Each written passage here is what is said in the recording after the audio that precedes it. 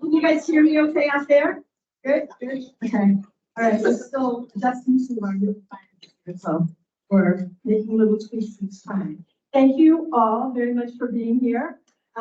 We have an incredible panel of women to celebrate Women's History Month today. And I have worked with them through the years in various capacities. We're going to do self-introductions a little bit later, so I'm not going to introduce them right here. But I do consider all the women my friends, and they're here to talk about their careers and how they navigated the path to where they are as leaders in our San Diego community.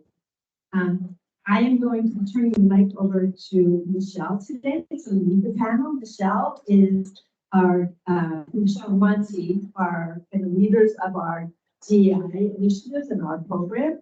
And Michelle is the leader of the steering committee. And you know, at SAM, we start with diversity and those words. And this is just one more aspect of showing kind of how we all get together, we embrace the differences in who we are. We celebrate those differences and we learn from one another. It's wonderful to have different types of people from different backgrounds in a room, so you get diverse thinking. And today we're celebrating the women of our community. So I'm going to turn it, where'd you go? Michelle. Michelle, thank you. Thank you very much. I want to thank Kim for believing the best, one of our mindsets in me, and allowing me to facilitate this very esteemed panel today. A couple of housekeeping items you've heard before, but just a reminder to turn off your phones. Put them on silent. We are in a hot mic room, so please keep conversations to minimum if you tap them. And we'll have about 40 minutes of questions from panelists, and then we'll have some Q&A. And with so yeah, so I'm going to go down line here and allow each one to introduce themselves, basically their share role, how long you've been in that role, and an overview of the organization and the scope of its impact. Morning, everyone. I'm Colleen Clemenson, and I'm serving as the Chief Executive Officer for the San Diego Association of Governments. I've been in the role for, it's been exactly 8 weeks. I've been with the organization though for about 10 years, and I served in the Deputy CEO role for the last several years. SANDAG, if you don't know, we are the San Diego Association of Governments. We're the Metropolitan Planning Organization for the San Diego region. And we're led by a board of directors that's made up of the mayors or council person from each of the 18 cities in the region and a representative from the board of supervisors. And currently the chair of our board of directors is the chair of the board of supervisors as well, Chairwoman Nora Vargas. Our first vice chair is Council President Elo Rivera from the city of San Diego. And our second vice chair is Mayor Lisa Huebner from the city of Solana Beach. So what we do as an agency largely is we do long range transportation planning. And that's common among metropolitan planning organizations throughout the nation. What's different about SANDAG is we not only do the planning, we also design and build projects and deliver projects to the region. So an example is the Red Line trolley that runs from Old Town up to UC San Diego. That was a SANDAG project. The managed lanes on Interstate 15, so the carpool lanes that you can use the transponder, that's a SANDAG project. And probably one of the more exciting projects that we're working on is right here with all of you in a high-speed, high-quality transit connection that would connect from transit right into a transit-ready area here under development. So anyway, I just want to thank you all for all the work that you do every day. This is an incredible facility that serves literally millions of people, a big part of our economy, and each and every one of you, whatever it is that you do, you're contributing to something much, much bigger than yourselves. And I think it's just such a great place that we live, an amazing region, and to have an urban airport that operates the way it does. And under this construction, it's truly phenomenal. So I have to hand that off to you, and then I'll turn it to my partner here, Sunny. I am Sunny Cook, and I serve as president at Miracosta College, which is a two-year community college in Oceanside, California. And I have been in that role, I guess, on this, I don't know, you may be longer in your role than I have been. I've been in this particular role for 10 years now. I've been a president in San Diego County for going on 18 years.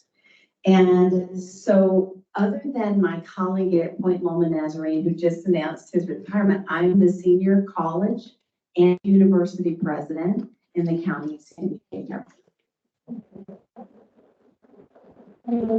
And a good bottle of hair dye, that's some of that. But I was born in India, and I immigrated to the United States when I was 5 with my family. And at that time, my mother was recruited to be a nurse in Parkland Memorial Hospital in Dallas, Texas. Anybody know what that was famous for in the 1960s? So John Kennedy was shot in Dallas and then taken to that hospital, and he died on the way. But they could not find nurses in the United States to work at the hospital for lots of reasons, including JFK's death. So they went all the way across the country all the way across the world to recruit my mom. And she came to the United States. And at that time, the Indian government had a policy of $8 per person could leave the country with you. So my family of 5 landed in the United States with literally $40, which even then was not really cab fare from JFK, the airport, to where you were going to live. So we didn't have a home. Our first home was a YMCA camp in Dallas, Texas, where the caretakers had put food into our fridge so that we would have enough money until we could save up for first month's rent and utilities. So all that to tell you that we really came here with next to nothing. My mother had a job, which was the saving grace for us. But we literally have been able to live the American dream because of public education. And so I have dedicated my life to public education, which to me is the equalizer. It's the doorway to the kind of culture in which we want to live, the kind of country in which we want to live, that gives opportunity and hope to people that otherwise might not have an opportunity for an education or socioeconomic mobility or to evade generational poverty. And so I started as a biology faculty member at a college in Texas and taught biology, biotechnology, which is my field, did cancer research and included students in that work. And then just, like when you're a scientist, there aren't a lot of people who want to step up in leadership, nor did I. And I think if you can string a sentence together and you are somewhat personable, all of a sudden you are taking this meteoric rise because none of your colleagues, and I was the only woman in the sciences, I was the only woman of color in my entire faculty body. So I found myself very quickly being a dean, a vice president, and a president, and never sought any of those roles. Never wanted that next job because I was so happy doing what I was doing. And so it really has been a privilege to be 17, 18 years in this role of opening doors for people, keeping those doors open, making sure that when they come to our doors, they actually exit the other side with a credential, and that we are really contributing to the community that we want to build in the future, which is equitable, just, and sustainable.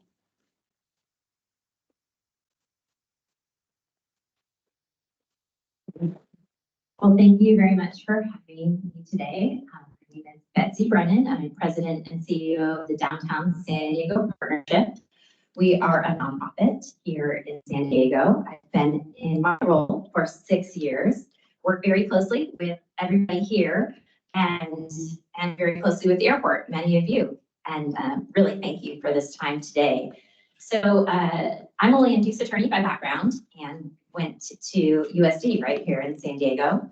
Originally from upstate New York, never actually thought I'd be anywhere but Rochester, New York. And very happy to be here. Community means a lot to me, really means the world to me.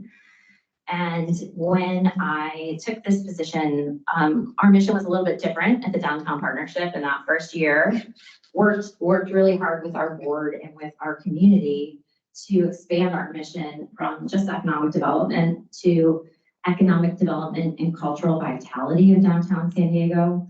I think the culture is very, very important, and we worked hard these last 6 years, in particular, getting more voices around the table to really engage our greater community in what downtown can do and what it can mean.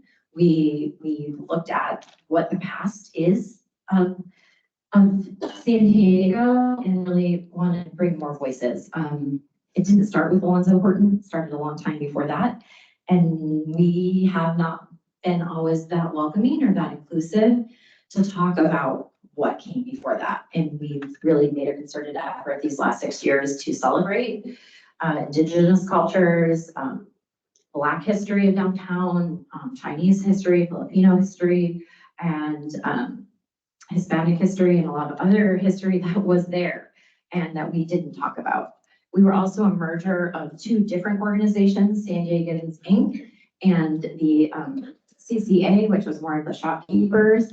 And if you might have looked at us in 1993 or when we merged, we looked a lot different than we look now. So it might have looked like white property owners, and that's maybe not what we look like now. So we have a lot of work still to do. We want to be welcoming. We want town for everyone that lives in San Diego, South County, East County, south of the border, North County, and everywhere in between. We are downtown for San Diegans first, and then for all the wonderful tourists that come from everywhere that you are bringing in, and we are very, very happy to have. We want to make sure San Diegans are welcome, and that families are welcome, and that we are for everybody that lives in San Diego. And we want you all to tell us what you need, what you want to see, and we want to respond to that. So, and again, Betsy, I'm happy to have any offline conversations. We are very open, and I have very thick skin, and I'm in this role for 6 years, and always happy to do better and be here for your downtown. So thank you.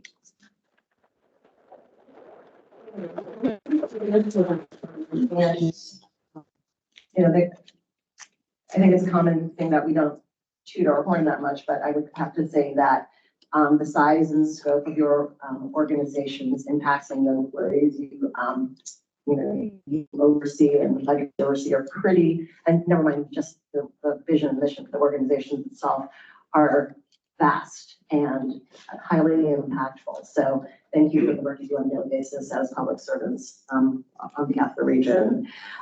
Betsy, you touched upon culture, so I want to stick with that for a second here. So here at the Airport Authority, we launched a culture initiative last year, and we all have it. You should all have it. And our culture statement is, at the Airport Authority, culture starts with diversity. Together we build trust and a sense of belonging by empowering our teams to grow. So I ask a question of you: how important is culture to your organization, and what are you doing to advance, evolve the culture of the organization, if at all? Go ahead, right. I think culture is probably one of the most important things. It's why we show up. It's where we feel value in the work that we do. And I think, what we talk about at Sandag is really, our job is about connecting people. We might talk about these big infrastructure projects, like we built this cool new thing, this big bridge or a new border crossing. But it's really about the role that we all play in connecting people to where they want to go, to each other, higher education, to all the beautiful amenities that we call home. And then it's really creating that connection for our staff too. And making sure that we all feel something again, and like why we do what we do, understanding the why. And when we hear, hey, you did a good job, why did you do a good job? How did that impact the whole organization? So I think we at Sandag are still working on refining that everyone can feel a part of. We've been through a lot of different leadership over the last several years. And really the way I see this is really bringing the whole team together. A lot of what we do is highly political.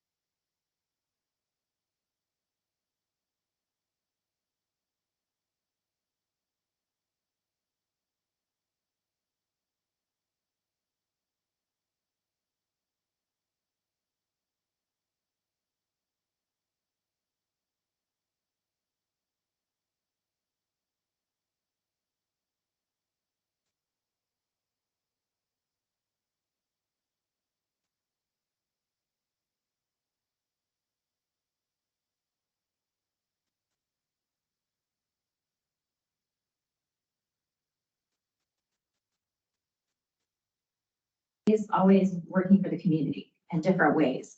And so just that culture of caring is so important. And I see that at the airport. I see people going out of their way to help people. And so that culture of caring is so important. And you see it, a perfect example is Gary Ridge. I mean, what they make WD-40, but that's not what it's about, right? It's about this culture and developing this care about each other and about your community. So you can do that anywhere, but not everybody does. So these things that you're doing together really matter, and really caring about your colleagues and what are they going through and how can you support one another. So the more you can do that, the better it is. And that's what we try to do with the Downtown Partnership. I mean, we have 140 employees working 24/7 in downtown, out in the public right of way, at night, cleaning up the streets and working with our unsheltered population. It's hard work. You see it here and they see it there, and they are working in really hard conditions, cleaning up the trash and cleaning up the needles and cleaning up the feces and everything else in those 295 blocks of downtown. And it's really hard. And then somebody goes and takes it all out of the trash right after they cleaned it up. And it's easy to give up, but they have colleagues and they've been doing it for some of them 20 years, 24 years on our team. They come back the next day and they come back the next day because they have colleagues that they appreciate and depend on them. And that's why they do it. And so I'm just so proud to be part of that team. And we have a culture and we have a strategic plan, and that sense of belonging, those words are in our strategic plan and in our vision statement. And it's not just words on a page. We believe in that. And we talk about it, and we have a diversity council, and we have a mentorship program within the partnership.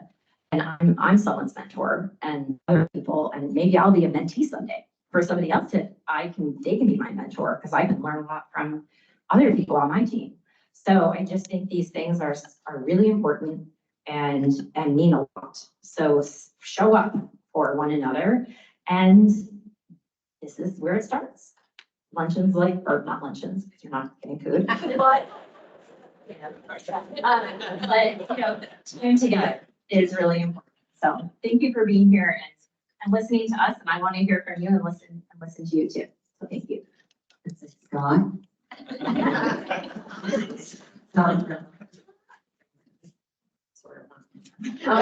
So let's stick with, so you mentioned a couple things, and I'll come back to two things.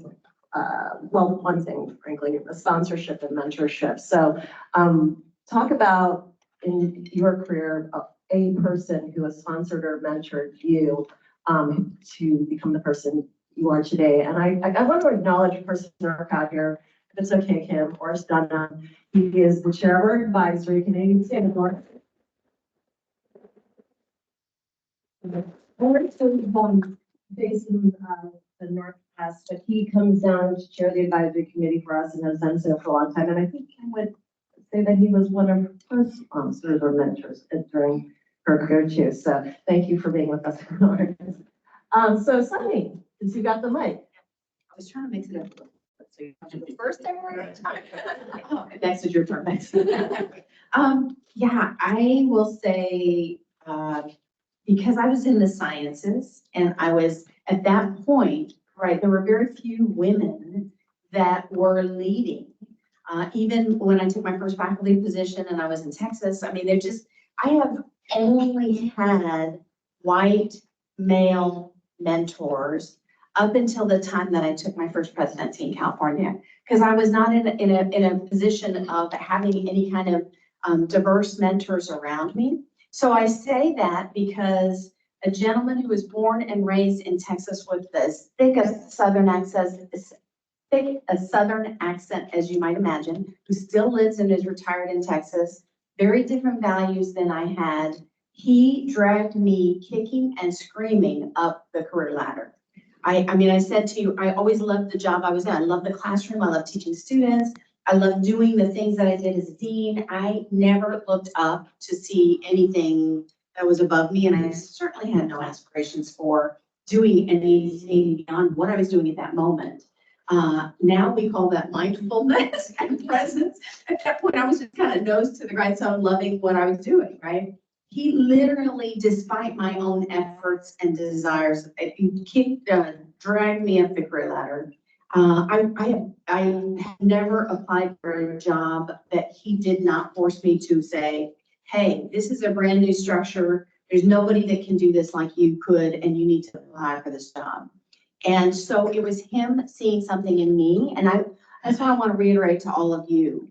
When you see talent, when you see somebody doing something remarkably, when you see something that somebody's doing, please believe me when I say they do not know that it exists in them, right? So your words and your encouragement to say, wow, you did a really good job on that. Did you know that you really are unique in these abilities? You should really consider. Those kinds of words mean the world to somebody who's young and may or may not have a mentor in their life. And it's not very hard to say those things and to absorb those things, but the impact of those kinds of words and the encouragement that gives somebody are life-changing. And I don't know if you've experienced that from other people.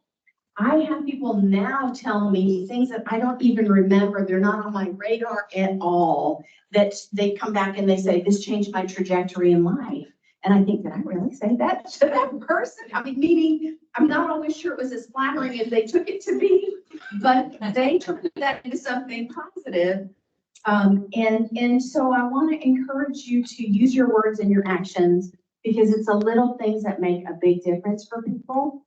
And so I just want to say, for all the gentlemen that are in this room, it is Women's History Month. We hardly ever talk about the men in our lives, but you are critical in making a difference, just as the women in this room are, and people that are on the spectrum that are fluid in gender. You all make a difference to somebody. And so use your words in a way that can help encourage them and inspire them and bring out the best in them. And that's what I try to do every single day to build leaders of the future. Yeah, for sure. And I would say too, sometimes I don't even remember to do that with my kids. So, I am a single mom, and I just brought them recently to an event of ours, and there were like 700 people there, and they sat at my table, and I'm really glad I did, because they haven't been to my event in about 5 years. And they are now 14 and 16, so a long time ago. And so sometimes, you've got to remember that I do things at night a lot, and the weekends, and they need to remember like where mom is and what is she doing, so that we can also be mentors to our kids, and so they don't realize like, why aren't I home? So that was kind of important and an aha moment for me. And also things I do sometimes, because one of my kids is transgender. And so our building, even though it does have Sandag and other public serving things, didn't have any non-gender bathrooms. And they are a member of the partnership, and I had to work with them to help them understand that we need those kind of bathrooms. And I didn't share that with my kids. And then about a month later, I said, hey, I was doing this thing at work, and they were kind of listening, but not. They pretended they weren't listening, but they were listening. And then like a month later, one of my children was like, oh, that was kind of cool that you did that they're putting in those bathrooms. So you have to remember to kind of do those things with your own family, and remember that they are listening too. And then what Sunny was saying is interesting to me too, because I've had 2 very strong mentors in my life, and they both were men. And I don't know what that means. Like, I don't know if there's not women that are, and I don't know if that means like women aren't being mentors, or that's just not my experience. But it means I want to double down and be more meaningful, or listen better, and be a better mentor to all genders. no matter what they are. And so I'm going to do that. And also, it also means that sometimes maybe there is not upward mobility in your organization for that person. And don't be mad at them. If they, I mean, it might be an initial shock that day. I have to remember that sometimes, but I'm going to be happy for them if they are going to find another role that's so great for them somewhere else. So I have had that experience many, many times where they are amazing and I'm going to be their advocate, and it means they're going to leave my organization, but they're going to be so wonderful and so great somewhere else. So remember that even after the initial shock. You know, mentorship is so interesting, and I definitely have wonderful people in my life, and I think part of what you said, Sunny, resonates with me, and that is there are these people who believe in you and things that you don't even believe in yourself, and having them in is super important, whether they are helping you with upward mobility or truly just get the most out of your job. And I think, you know, we all spend so much time working. How do we create an environment where we can do our absolute best work in that environment and have that bring us joy? So it's not always about getting that next promotion. It's maybe, wow, this could be a more joyful opportunity for me over here where I can capitalize on some of these skills that I haven't thought about before. And so the mentors that I had truly just believed in me and saw things in me that I didn't see. And I think the common thread from the two of them was be yourself, be you, because when you are you, your authentic self, that's when you are doing your best. And if you are in a place or a career where you can't be yourself, then that may not be the right fit for you. And so then that's when you need to really start thinking about what is the skill set that you bring? What is it that brings you joy? Because again, we spend so many hours a day doing this, you gotta feel good about work that you do. And any opportunity that you have to help mentor, see the great things in people around you. I've had coworkers tell me, why aren't you going for that job over there? Yes, you do. You are the perfect fit for that. I am. And just because somebody stopped me in the plaza area at City Hall probably 20 years ago, who said, you should be going for this job at Sandag. If it wasn't 20 years ago, it makes me sound old, 12 years ago. I said, oh. He said, why don't you? Look at that. And I made that step and that changed things. And so it's those things that you say yes to or open your eyes to that can truly change your life. And that was a completely lateral move for me at the time. So I think it's that. And then the other thing I would say is whatever you can do to find people that you can confide in a positive way. It's so unhealthy to get into like the negative downspin about this organization. Find things that can be positive because that will only make you grow and enjoy what you do. And I think we're better, you know, parents and friends and grandparents and siblings if we really are joyful in what we do. I love that. Thank you, Colleen. Yeah, I appreciate what you said about being a mentor to your kids, Betsy. I have 3 sons of men. I love men, obviously. My kids are 23, 20, almost 21, and 17. And it's important for me to show up to them like I would show up to my manager, to the people who work for me, to my best friend. And I get the best compliments when people tell me that my kids have been raised well. So that's a really important thing. And I would also say that I've only had really kick-ass women bosses. I think I've had a male boss maybe twice. I mean, I've had a lot of jobs, as some people know. But I do subscribe to the theory that a well-behaved woman has never made history. So shots there. Okay, so let's talk a little bit more specifically about organizations and the expertise that you help hold. So Betsy, I was going to talk about I was going to ask you about the airport's importance to the downtown economy. But I'm just going to leave there as a statement because actually you mentioned homelessness.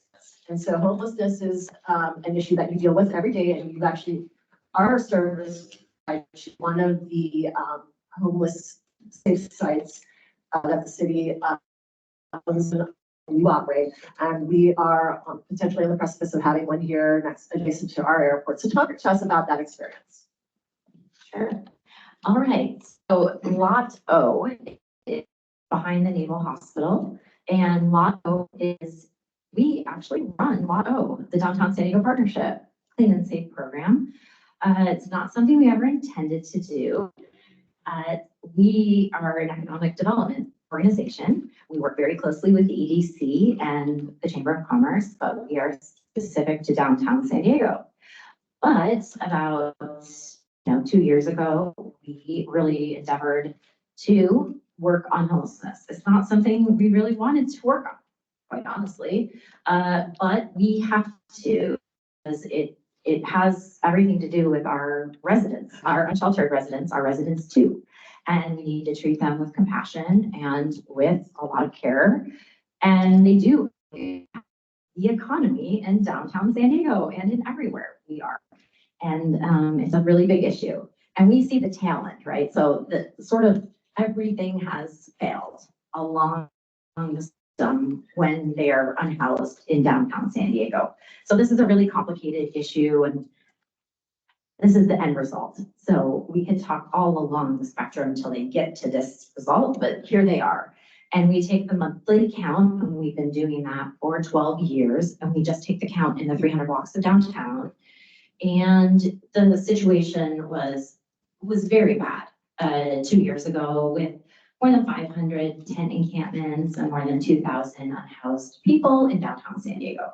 And those numbers were the highest they'd ever been in the 12 years that we were counting. We had a coalition, and we wanted to do a tent ban encampment in downtown, but actually in the whole city. But of course, we knew we couldn't do that unless there were safe places for people to go. You can't just do that without safe places for people to go. So we wanted to do some safe sleeping places, which they have in many other cities. We didn't have any sanctioned places in the city of San Diego. So the city was amenable to that after some time, after a lot of negotiations. So they set up 3 places, and we, no one else put in an RFP to run them. So the mayor called us and said, hey, you were the lead of this coalition. Guess what? That means you get to run it. And we worked with our board, and we run it. And it's been a very big learning experience for us to do this. We work with many, many partners, and we run Lot O with 160 humans, residents of the city of San Diego living in Lot O, and Dreams for Change runs the other section of it. We have many partners, you name it, they are there helping us. Humane Society, they have 60 dogs up there at any given time. And NAMI and Father Joe's and all sorts of help. So it's a wonderful experience. What we have found is actually it's very hard to get the folks out of their tents. So we were very concerned, as was Balboa Park, that people would be sort of all in the park during the day. We found that very opposite to be true. We can't sort of get folks out of their tents, even with all the programming we have. So we have transportation to downtown, to the services, at least twice an hour, and all sorts of things. So we've learned a lot. We are touring all sorts of people very compassionately, very safely, not all day, just at very specific times, so we could take leadership up there for people that might be concerned with Lot H as they put that together, so that people can see how it is run very safely, so that concerns can be addressed. And yeah, so we need more safe sleeping places. We also have a throughput. We have data. We're a very data-driven organization, so we are very intent on getting people to the next place that they are going to be on their spectrum in their journey. And we have placed about 42 people from when we started this lot in November to wherever next is on their journey. And that's what Lot O is like. And then we also have 24 full-time homeless outreach coordinators in downtown San Diego that are grant funded that work with people every single day on, getting them to their next thing, whether that's family unification, which is getting them to loved ones, or wherever their next step is. And cynics would say, okay, so you give them a one-way bus ticket to someone else's problem. That is not how our program works. We make sure they have loved ones and a support system wherever they go, and we check on them at the 3, 6, and 9, 12-month mark. And it's a 12-month mark, more than 70% of those folks are still stably housed. And we work with over 800 people in that program a year. So 800 people are taken off the streets of San Diego and put with a stable system, and over 70% of those are still stably housed a year later, which is a very high percentage of people that are experiencing homelessness. So that's a quick recap. We could go on and on, but I'm going to leave it there. Thank you. All right, Sunny, what do you think about so speaking specifically about Mira Costa Community College, and I'm stunned here that you serve 20 colleges. You know, the talent pipeline is really a critical issue for aviation and airports generally. Needs to take from a very specific, get heavily from a certain specific segment. But now, you know, that segment is not as robust, and we have a much more diverse universe now. So talk to us about the skills that you are developing in students and what you're seeing for employers that employers need to be aware of as you're teaching these folks. Yes, so you may not know that there are 10 community colleges in San Diego and Imperial counties. And what makes Mira Costa unique, I think, in the nation, if we're leading this work in the nation, is to deal with the chaos and the things of today. But we, through COVID, forced ourselves to take time every single month, every single week to look further out the horizon. So we signal scan, we spot signals on a monthly basis as an institution. It's a part of our learning. It's a part of who we are and how we plan. So, you know, people do strategic plans and, oh, we'll check the box. We got our plan. That's the next 10 years or 5 years or whatever your horizon is. We are planning consistently every single month of every single year. And we spot signals from all kinds of things: society, technology, education, environment, economics, politics, right? We bring in all those signals that are they're not trends. You're not reading about them in the top 10 trends of higher ed or anything. They're further down the road, and we're capturing those signals and saying to ourselves, what would happen if that would scale? What would the impact be on our students, on our employers, on our community? And so a couple of the things that we did, we developed a brand new biomanufacturing program. It's a 4-year degree that we offer. It's the only 4-year degree that we offer at a community college. It was the first of its kind in the nation. And it met a unique need in San Diego in the life science and biotech industry. We've launched the first AI degree, or artificial intelligence degree, in the state of California. It's starting this summer and this fall with students. So the first step of it is, right, creating the folks that are going to fill those jobs that are jobs in artificial intelligence.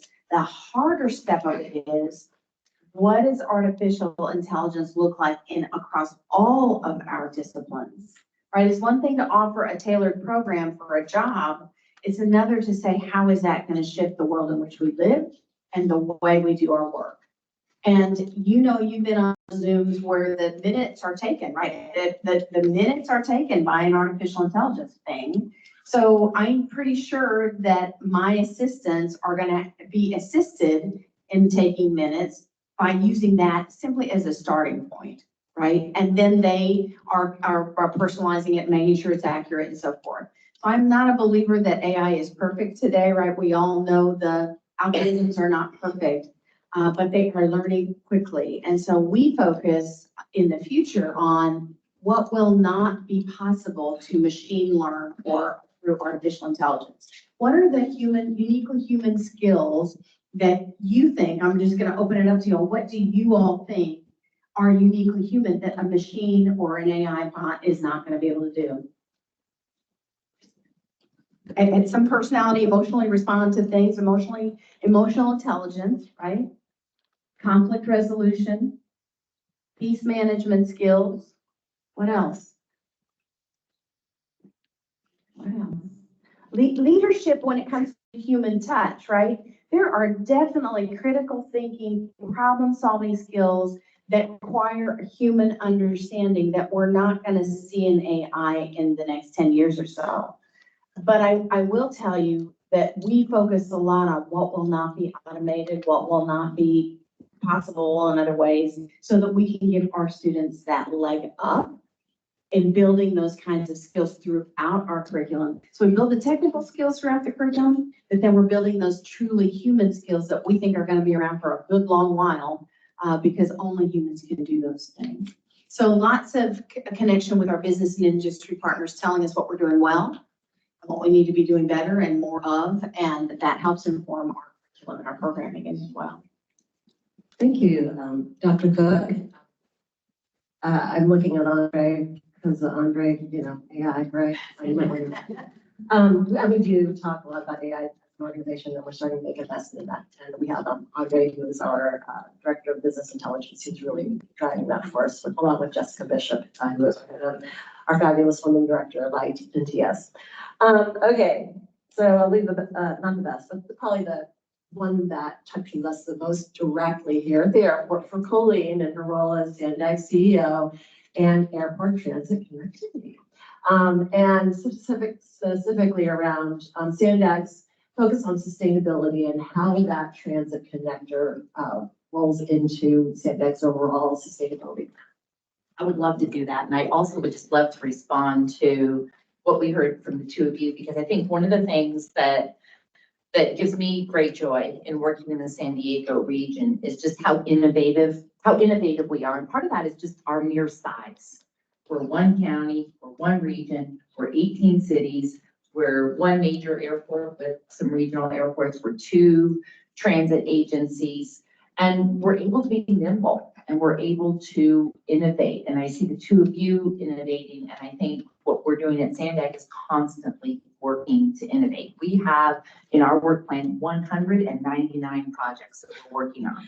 So we've got the airport transit connection, but we also have a number of projects along the Lausanne rail corridor. So that's the train that goes to Los Angeles, fixing the bridges, getting things off the bluffs, fixing the bluffs, all of these things to help connect people and really make the system that we have today work better. We're also looking at how new technologies can help us.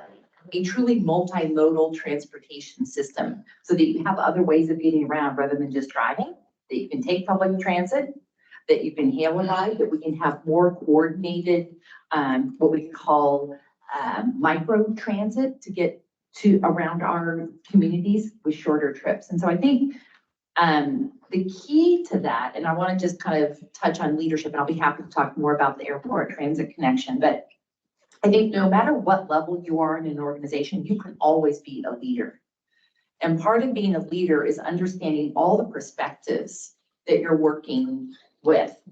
And I see from time to time, and I'm guilty of it as well, it's like, if I could just get everybody to just agree with me, because I know I've got the right answer here.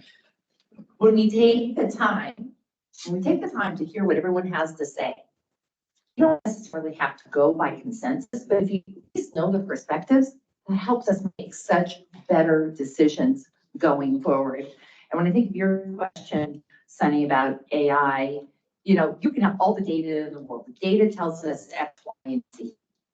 But in order to have buy-in to move from here to there, we need to have the engagement. We need to have the engagement of the people. And it's that personal touch that is so important. So that's really a philosophy that I use in my leadership and something I'm really trying to convey throughout the whole Sandag organization. We can't assume that this is the exact alignment right now that we're going to make for the airport transit connection, for example, from the Santa Fe Depot to the airport. Now, I want this project to happen so soon I can taste it. Since I was a student at UCSD, and there was talk of bringing the trolley up to UCSD, and at the time we had a chancellor who thought it was going to bring all these evil, terrible people to the campus. And now that is such a well-used piece of our transportation system. There's no reason we shouldn't have a high-quality transit connection to the airport. So now our job is really to get all this data that we need to show what which alignment will get us the best possible ridership? How do we make that accessible for employees to be able to use that to get to your jobs? So you don't have to drive and you can have high quality transit that takes you, say, to Santa Fe Depot and gets you over here to work. Wouldn't that be amazing to not have to worry about parking and worry about that suddenly there's a traffic issue? And Sunny was talking to me about how you crisscross the region every single day and there's always an accident somewhere that gets in your way. That unreliability is so nerve wracking. And then if on top of that, you're trying to care for an elderly parent or pick somebody up from school or, meet up for another meeting or whatever that is, that causes incredible stress. So really creating a reliable public transit system that is truly competitive with driving is what we are trying to do. So in the next 18 months, my team is working really hard to collect all the data that will help support the best. We know that if we don't have that transit connection, we're just going to have gridlock on all the streets surrounding the airport. And we're going to be at a place like where they are at LAX, where it takes 2 hours to get into the airport. We can't have that happen. We've got our amazing little, like I call lean and mean airport. And we've got to make sure that we're making this investment sooner than later. And we've got to make sure we're making the right investment because it's going to be expensive. And we have to be, all of us need to be accountable to the taxpayers of this region and make sure that we're making that the best possible investment for everyone. So in the next 18 months, what we're doing is all of this data analysis. We're working very closely with our federal partners because we anticipate getting a very large federal grant to help us match the amazing $500 million that the airport put into this. And we got to make sure that, this is the engagement to bring those federal partners in now and early. So they're sitting with us every step of the way, agreeing, yes, this is the right analysis you need to be doing. This is the right way to do that, the environmental impact. State with all the state agencies, because I know we're going to be looking for state support in this as well. So it's that relationship building, and it kind of goes back to the question of the AI. It's bringing people along in the process at the same time that you're doing the data collection to make sure that you get the best possible result. So thank you. Thank you, Colleen. All right, so just a couple of minutes left. And so I'm gonna call an audible and we won't do audience Q&A, but these women are very accessible. So you can find them here, you can find them elsewhere and ask them questions you have. So I'm gonna end like we did with our airline panel earlier this year and ask you a couple of quick questions off the cuff. So we talked a couple months ago at another panel about having a walk-up song to get you jazzed and ready to go for the day or for that panel. So what is your walk-up song, Colleen? Okay, I'm sorry, but I have to have two. Okay. So one that I love is Sia, Unstoppable, because you are unstoppable, you can do this. When you're feeling down, that's what I listen to. I just feel like, okay, I can do this. The second one is Tones and and it's called Cloudy Day.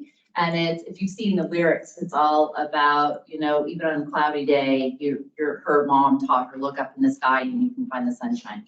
And I think, that positive outlook is super important for all of us to have. So those are my walk-up songs. Sorry. Yeah, I also was gonna have two.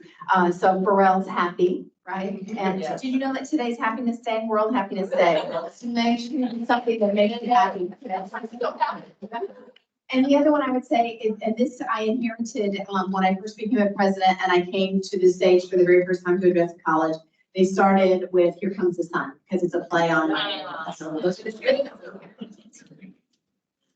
My team just did Alba's Dancing Queen for me last week. And it was fun. Everybody was like dancing in the crowd, so that was kind of fun. And then I just always do No Doubt. I just like No Doubt. And I like Gwen Stefani. And my kids and I just danced to it. So yeah, anyway, that's what we did. All right, and What last about one. Kim's? Kim, yeah. And Michelle. Walking on Sunshine. I know. Minor, Enter Sandman, and Immigrant Song. Okay, so final one, Rick Francis, pay attention. Padres or Dodgers? Padres. Sure, Padres. All right, okay, well, What let's. was the score? It's not sport, it's about heart. Thank you.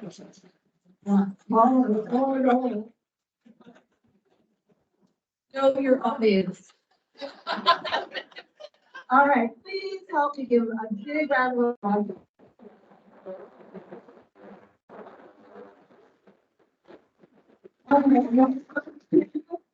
Third Wednesday is going to be tourism and travel panel. We will have we will have Julie Coker from the Tourism Authority and Hampton Browns, as always, the representative of the convention center. With that, have a great happy day. All right, everyone. Thank you.